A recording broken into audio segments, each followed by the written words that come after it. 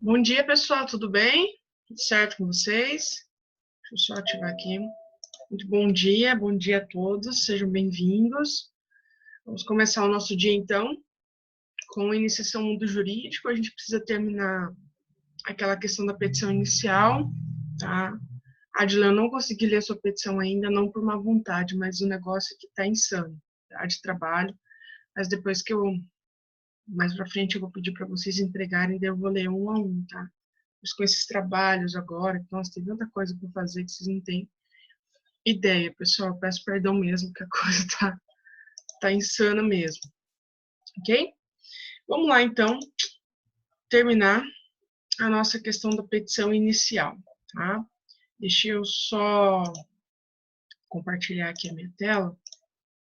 Isso aqui vem depois. Pessoal, então a gente estava conversando na última aula sobre a questão da petição inicial, que é o nosso último assunto do universo da advocacia, tá? Depois, na sequência, a gente vai entrar na carreira da magistratura, e aí a gente vai trabalhar algumas questões relativas ao trabalho que o juiz desempenha, ok? Então, só vamos recapitular o que a gente viu? Na última aula, a gente estava falando, então, de petição inicial, eu expliquei para vocês que a petição inicial passa uma ideia de levar determinado assunto ao Poder Judiciário para que ele... Deixa eu ver se eu estou gravando aqui certinho.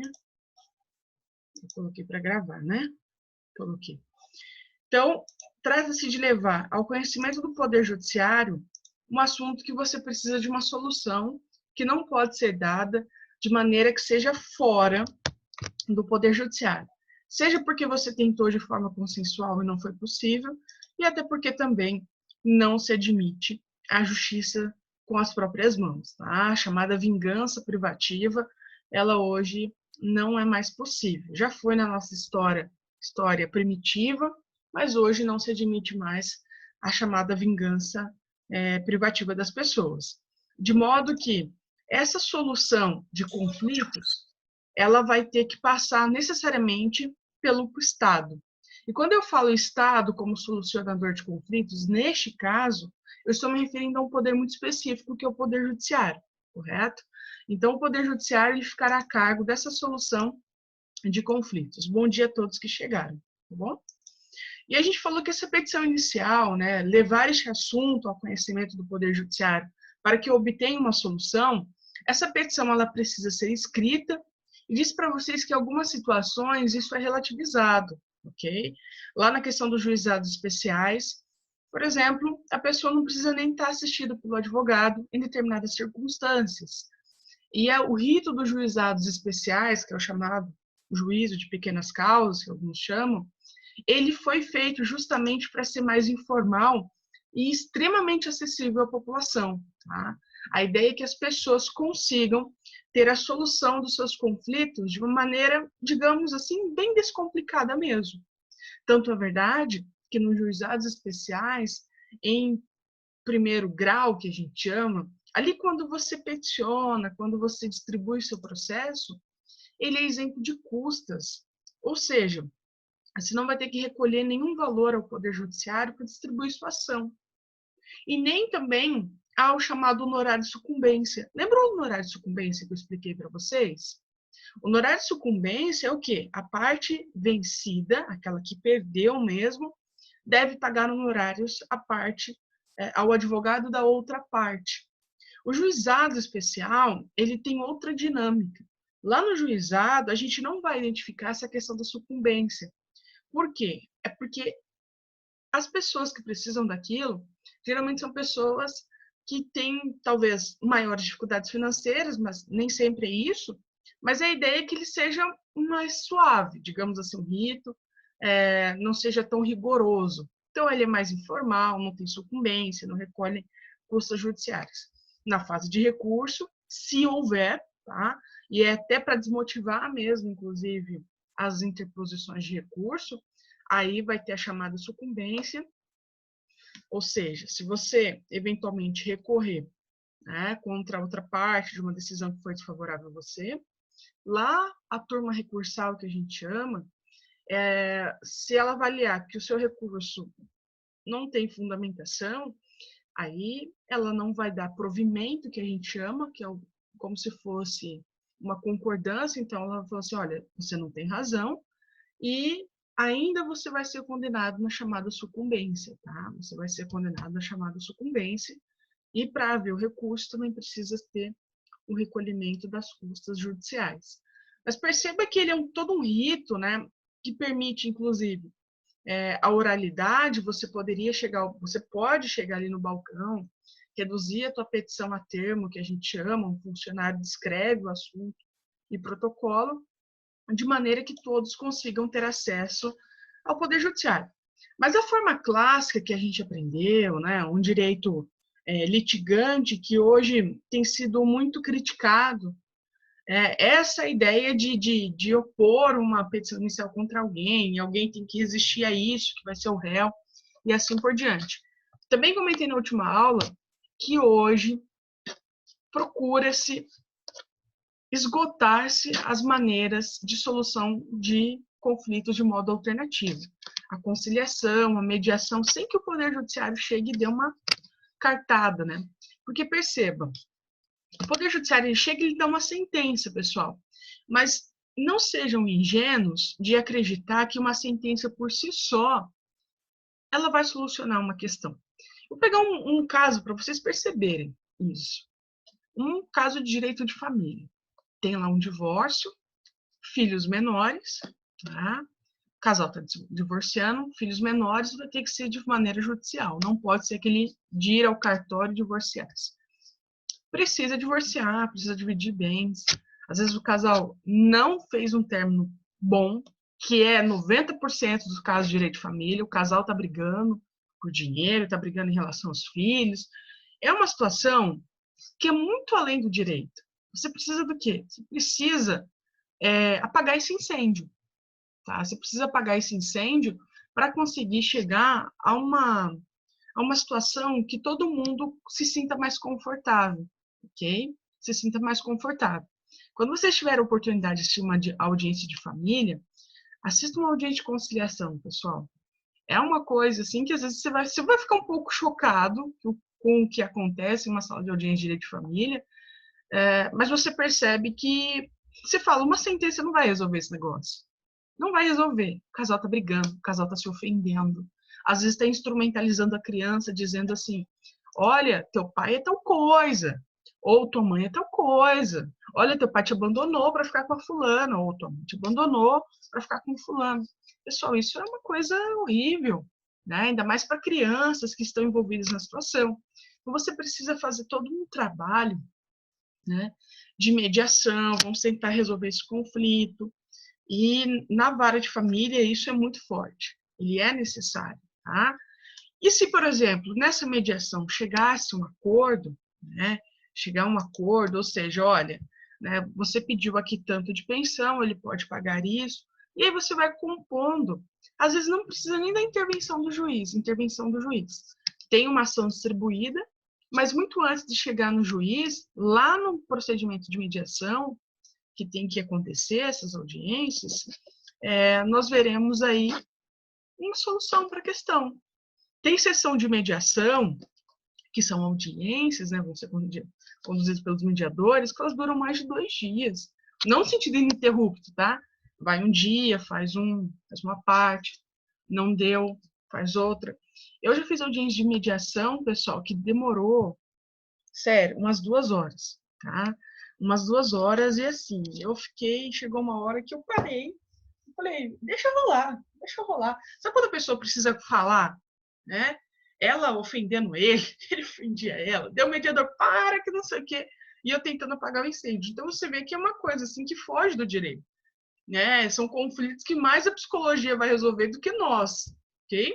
Então a gente, só para fechar essa ideia, a gente tem que estar atento de que o direito hoje ele não tem que ficar assim toda hora, olha, processo. Não, o advogado hoje ele precisa ter essa habilidade que a gente chama de diálogo e comunicação para tentar compor a situação de forma consensual. Isso não vai impedir que você cobre honorários, tá? Não impede que você vá cobrar. Bom dia, pessoal. Não impede que você cobre os seus honorários. Até porque pode ser como consultoria, você firma um contrato ali de outra maneira, ok? Então, vamos tentar desmistificar isso, que o direito hoje, ele não é mais, assim, como se fosse aquele direito até violento, sabe? Processo. Fez tal coisa, tome processo. Não, vamos tentar resolver de uma maneira mais sossegada.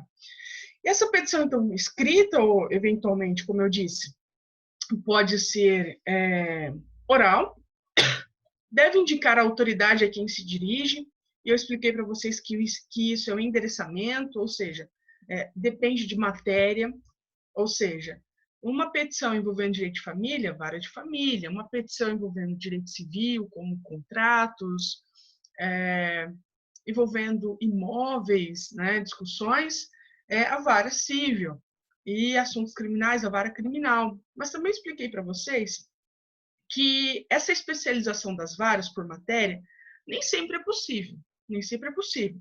Em cidades menores, nós não temos tantas varas assim específicas, nós temos às vezes um juiz que vai dar conta de tudo, é a vara única que a gente chama, tá?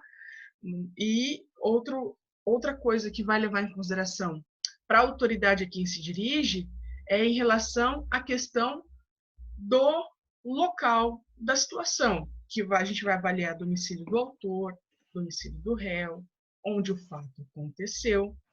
Tudo isso é levado em consideração para a gente firmar a autoridade a quem se dirige. Se o fato acontece em Paranavaí, todo mundo é de Paranavaí, não tem como você ajuizar a ação, por exemplo, em Maringá, em princípio, tá? Outro tópico importante é chamada partes e suas qualificações. Ou seja, quem contra quem aqui? Tem o microfone aí ligado. É quem contra quem. Então, na parte de suas qualificações, você vai indicar quem é o autor, o endereço dele, o CPF, o estado civil e assim por diante. E a mesma coisa em relação ao réu, que vai estar no polo passivo, ou seja, sofrerá ação. Ok? A causa de pedir, eu falei para vocês que a gente tem que tomar muito cuidado em relação a isso.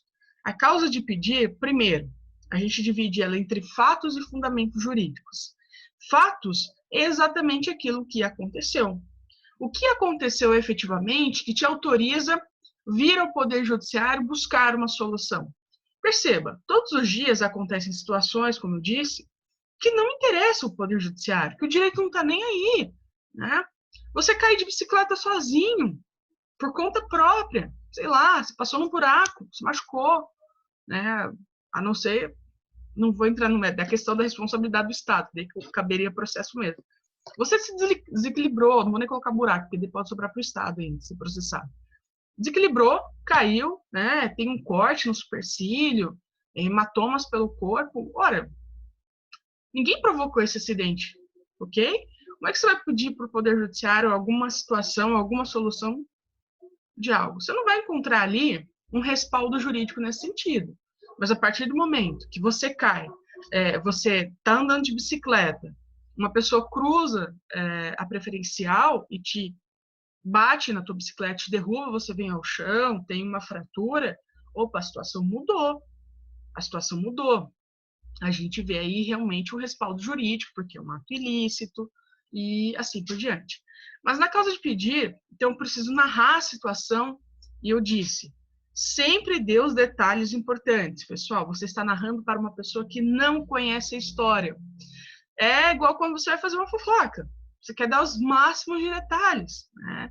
Olha, aconteceu tal coisa, foi assim, eu estava lá, eu vi tudo, e foi assim. Pense que você está narrando, portanto, para uma pessoa que não conhece a situação. Ela não teve esse contato que você já teve no atendimento ao cliente. Então, você precisa desenhar realmente um cenário para que o juiz perceba o que aconteceu. Lá no acidente de trânsito, como eu expliquei, que eu acho que é mais fácil de visualizar, eu preciso dar detalhes. Que horário aconteceu? Quem foi o causador do acidente? Qual foi a infração que ele cometeu aí que deu esse prejuízo, no caso, carro do autor? Ele avançou o sinal vermelho? O que efetivamente aconteceu? Então, você precisa construir, você vai colocar no dia tal, por volta das 15 horas, o autor trafegava na rua tal, quando no cruzamento com a rua Y, o réu avança o sinal vermelho e bate na lateral do veículo, vindo a causar o prejuízo aí de 3, 4 mil reais. Né?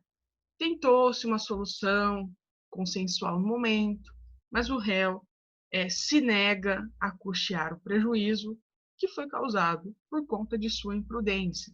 Né? Ponto. O juiz já entendeu. Foi isso. No dia tal, o cara, então, avançou o sinal vermelho, né? Foi afoito, bateu no teu carro e, de fato, aí a gente vê uma responsabilização. Não precisa escrever muito, pessoal. Não é escrever muito. É escrever o que é necessário, o que é importante, ok? Não precisa colocar lá que dentro do carro do cara havia, sei lá, sonho de valsa, mais um Doritos, assim. Não é relevante isso. Isso não faz diferença. Tá? Não faz diferença em princípio. Você precisa avaliar o que vai fazer a diferença ali para o caso. E depois os fundamentos jurídicos, né? Fundamento jurídico é a tese que a gente chama. Ou seja, o respaldo jurídico que você vai encontrar. Você cair de bicicleta, como eu disse, sozinho por um desequilíbrio seu, uma desatenção, não tem aí um fundamento jurídico nesse caso. Você mesmo provocou essa situação, ok? Agora, no acidente de trânsito, que eu acabei de narrar, você vai encontrar suporte jurídico. Por quê? É um chamado ato ilícito. O que é um ato ilícito? O sujeito é causador de um dano, né? Ele cometeu uma situação, ele provocou aquilo, então você vai encontrar todo o respaldo jurídico para esse caso, beleza? Então você vai encontrar um respaldo jurídico. Depois, nós temos o chamado pedido, né? O pedido é aquele objeto que você está dizendo que você está buscando no processo, ok? O que você está buscando com aquele processo? Esse vai dizer condenação, restituição, né? E assim por diante. Então, o pedido é a síntese do que você está buscando.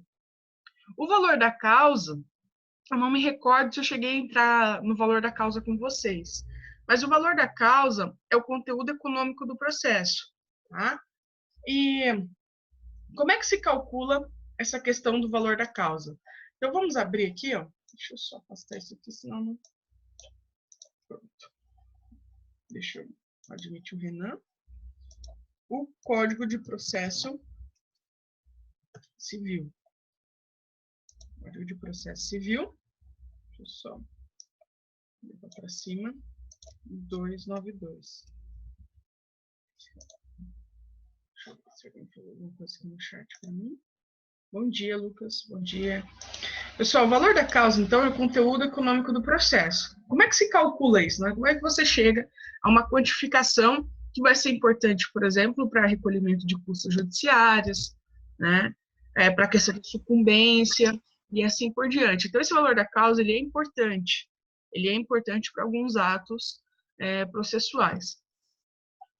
O valor da causa, tá? Uma ação de cobrança. A soma monetariamente corrigida do principal, ou seja, da dívida, mais os juros de mora, vencidos e outras penalidades, se houver, até a data da propositura da ação.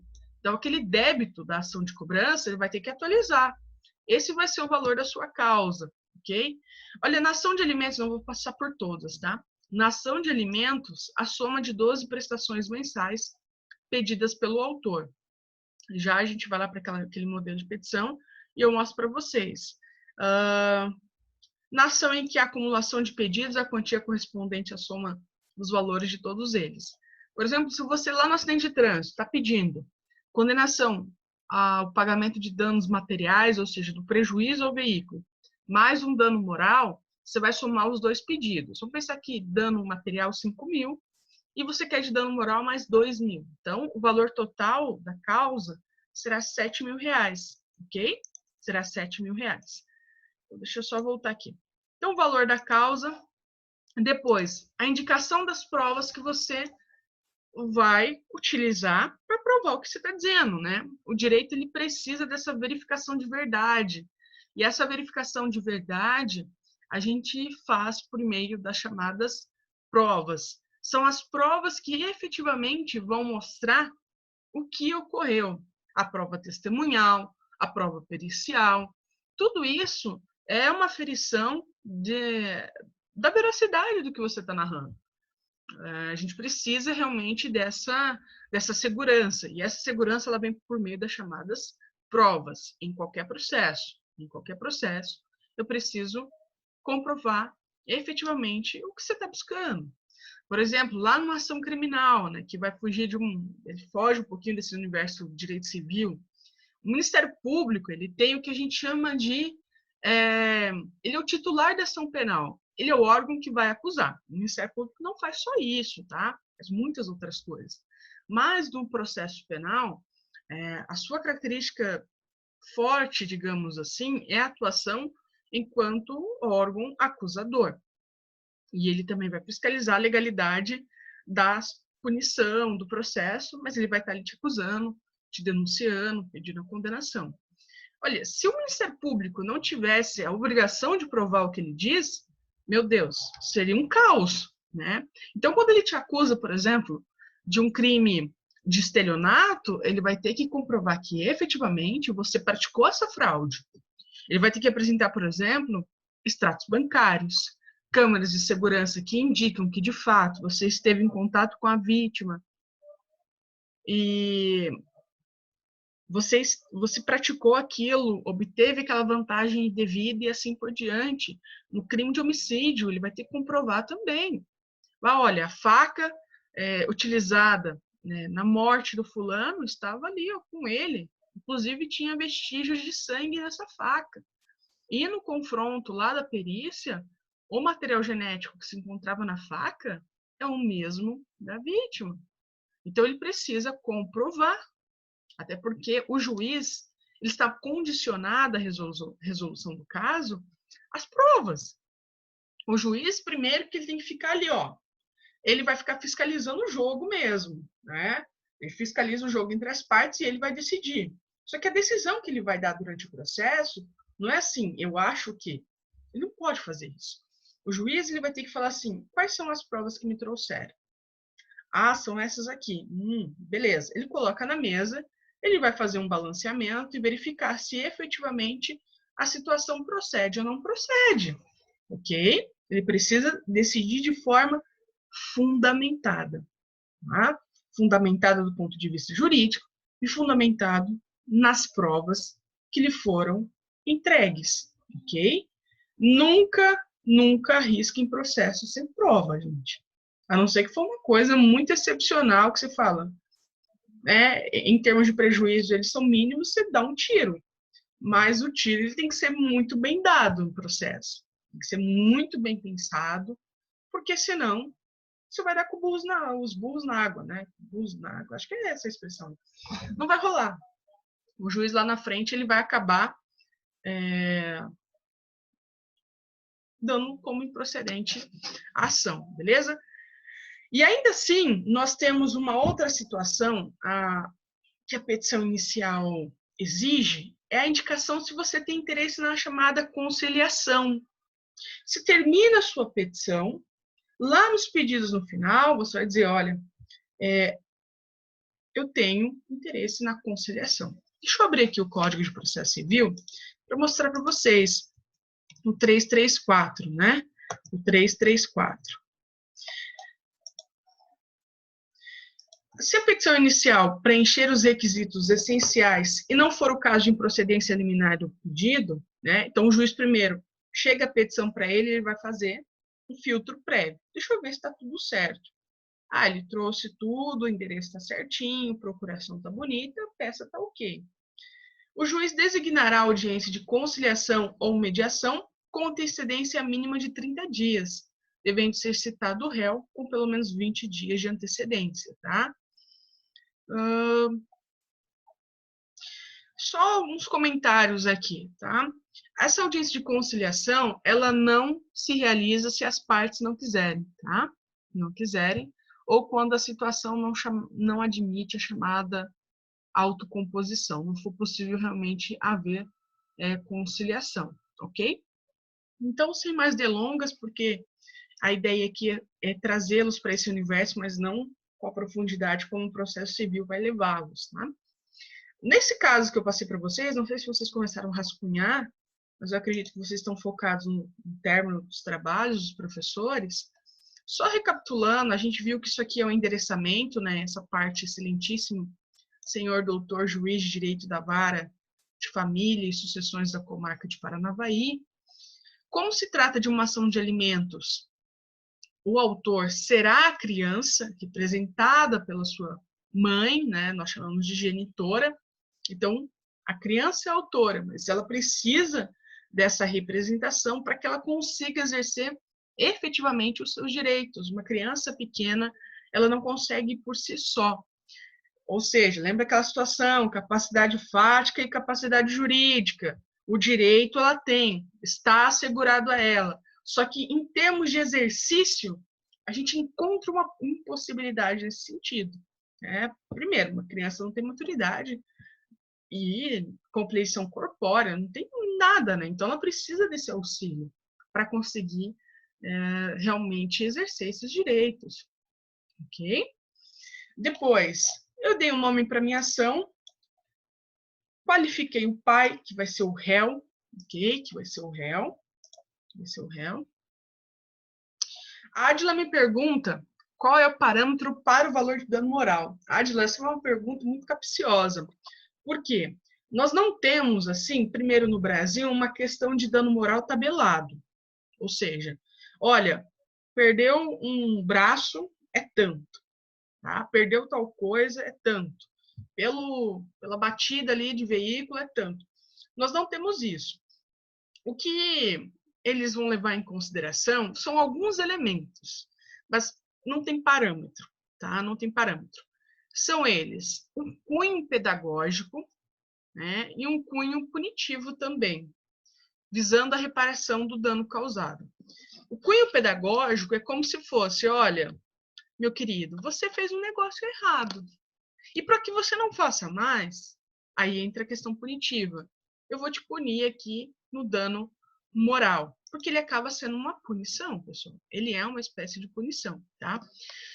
Olha, aqui no Paraná, para você ter ideia de como a coisa é esquisita, assim, em termos de dano moral. Eu já vi familiares ingressando com ações buscando uma reparação pela perda do seu arrimo de família. Por exemplo, o pai, né, vamos pensar que é o pai ou a mãe, que são as pessoas que sustentam a casa mesmo, tá? Sofrem um acidente em que eles são vítimas e eles perdem sua vida, e aí como é que fica? Se a pessoa é um arrimo de família, é ele quem paga as contas da casa, ele quem coloca comida na mesa e assim por diante, aí os filhos ingressam com ações. Eu já vi casos de dar 20 mil reais, gente. É um absurdo, né? É muito pouco. Como é que você vai falar que 20 mil reais repara aquela situação? É difícil. Tá? Eu já vi perda de membro, por exemplo, em acidente de trânsito, perder perna, perder pé, de 6, 7, 12, depende. Né? Depende da boa vontade do juiz, depende da situação. Então, assim, depende de uma série de coisas, de modo que, se eu falar para você que tem um parâmetro, eu estaria mentindo. Né? A ideia é ser razoável, avaliar a situação concreta, mas nem sempre isso acontece. Eu vou te dar um exemplo que aconteceu num caso que eu trabalhei, tá? Um caso que eu trabalhei representando uma empresa. A história é a seguinte: a noiva fez uma locação de um vestido lá na empresa e chegou próximo do casamento, ela fez as provas, fizeram um ajuste, ela queria um vestido do tipo sereia, que vocês sabem, né? Um vestido de sereia que as noivas utilizam, que fica bem marcada a cintura e tal. Beleza, ela pegou o vestido, casou. Depois de quase 2 anos, pessoal, ela ingressa com ação contra essa empresa, tá? Que a gente defendeu. Ingressou com ação dizendo que não foi fornecido os ajustes do vestido, de modo que sobrou tecido lá na cintura, portanto, não estava sereia como ela desejava.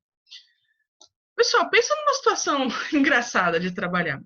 A moça era magra, magrinha, só que, sabe aquela pessoa que tem um corpo mais quadrado? Isso não é defeito, os corpos são diferentes das pessoas, os corpos são diferentes, natural. Só que alguns modelos, eles dão um resultado diferente do outro, a depender do corpo, né? Depender do corpo. Ela tinha uma cintura bem quadrada. Então, ela não ia ter aquela marcação que você vê numa cintura, por aí. Tá? Não daria esse efeito. E aí a gente foi para audiência e tal, e ela chorou, não sei o quê. E no fim das contas, ela havia pedido 10 mil reais. Eu falei, gente, impossível, isso aqui dá. Porque é uma loja aqui em Maringá bem conceituada, assim, e eles tratam muito bem, isso é uma preocupação muito grande, né? E aí comprovou que a costureira fez todos os ajustes. Ela falou assim, olha, tudo que me é pedido é feito. Tudo que é pedido na loja, a gente faz, né? A gente alerta o cliente que às vezes, né, olha, esse modelo, vai acontecer isso, mas é feito. E no fim, eu falei, olha, né? Não, eu falei, não tem como dar dano moral nesse caso. Deu dano moral. 10 mil reais, gente. 10 mil reais. A empresa foi condenada em danos morais, porque considerou-se que os ajustes não foram feitos. Chega a ser cruel, né? Porque depois de 2, 3 anos, até a costureira falou assim, olha, eu faço tanto vestido que eu não sei, às vezes, quem que é cliente mais. Mas, pessoal, 10 mil reais. Aí depois houve recurso, tá? E baixaram para 5. Mas o juiz, né, que na verdade foi o conciliador que da sentença, o juiz vai homologar, deu 10 mil reais em primeira instância de danos morais por conta desse vestido de noivo. Tá? Patrícia Bonaldi ainda era o vestido de noivo. Para quem conhece as grifes aí, sabe que um Patrícia Bonaldi não é barato, não. É bem caro, inclusive. E deu 10 mil. Eu falei, gente, que absurdo isso, que absurdo, sabe? Então, assim, é muito sem parâmetro, Adila. Outra coisa que, um caso que eu trabalhei também, que me chamou muita atenção, esse eu gostei bastante, era bem novo. A história é a seguinte, tinha uma caloura que fizeram a inserção de fotos e vídeos pornográficos que não eram dela, porque eu tive que assistir um monte de vídeo pornográfico para fazer ação, para vocês terem ideia. Eles colocaram em alguns sites por aí, que nem sei que sites são aqueles, e a pessoa realmente tinha um intuito muito maldoso, que começou a colocar o Facebook dela, o celular e assim por diante. E ela me procurou desesperada. Ela falou, o que eu vou fazer? Aí você tem que ver aqueles sites lá, fuleiro. E aí eu olhei e falei, gente, eu não vou conseguir achar o dono desse site, mas nem a pau. Assim, impossível. O que eu fiz? Eu notifiquei a Google, né, fiz uma notificação extrajudicial dizendo, olha, proíba a circulação desse conteúdo no mecanismo de buscas, porque está acontecendo isso e isso. A Google, ela não é responsável, tá? Ela não é responsável por aquilo que é publicado na internet. A Google, ela apenas é um buscador que apresenta resultados. Tá? Em princípio, ela não é responsável e responsabilizada pelo que estão veiculando. Ela só vai buscar resultado e te apresentar. Só que a partir do momento que você fala, olha, Google, está aparecendo conteúdo ofensivo, você alerta ela e ela precisa avaliar o conteúdo, e aí sim ela vai desvincular do mecanismos de busca dela, tá? Ela vai desvincular do mecanismos de busca dela. E foi o que eu estava tentando fazer, porque se ela se negasse a retirar esse conteúdo, aí ela passaria a ser responsável, tá? Ela passaria a ser responsável. Eu fiz primeiro uma notificação, passou um mês e nada, e a pessoa desesperada, né? Eu falei, não, calma, vai dar certo. Eu fiz outra, de modo que demorou 6 meses para eu ter um resultado da Google. Aí eu falei, gente, essa demora vai dar dano moral. Entrei com a ação, pedi lá, eu pedi 15 mil reais. Eu vou pedir, vou dar essa cartada. Já falando assim, gente, se der 5 mil reais é bastante. Pessoal, era um caso tão novo que tinha uma jurisprudência sobre isso, porque tem o Marco Civil da Internet de 2014, e tinha poucos casos acontecendo, até então que dava essa implicação. Eu falei, não, vou pedir 15, mas acho que o juiz... Eu até pensei, falei, acho que não vai nem dar dano moral. O juiz deu 15 mil reais. 15 mil reais na situação. Eu falei, gente, se eu tivesse pedido mais, eu acho que ele daria. Eu acho que ele daria. Então, assim, dano moral é um universo paralelo, Adila, só para resumir a história. Tem vezes que a gente acha que a gente vai levar, vai dar bom. Você fala, vou levar um dano moral bom. Tem vezes que nem tanto. Olha só, em acidente de trânsito aqui no Paraná, eles não têm dado dano moral quando não tem vítima. Quando o prejuízo é apenas material. Por exemplo, entortou, sei lá, o guidão lá da motocicleta ou a lateral do carro que foi amassada, mas não tem nenhuma vítima, não tem nenhum prejuízo à saúde das pessoas, eles nem estão dando moral. Nem estão dando moral, sabe? Então, assim, não tem um parâmetro, tá? Não tem um parâmetro.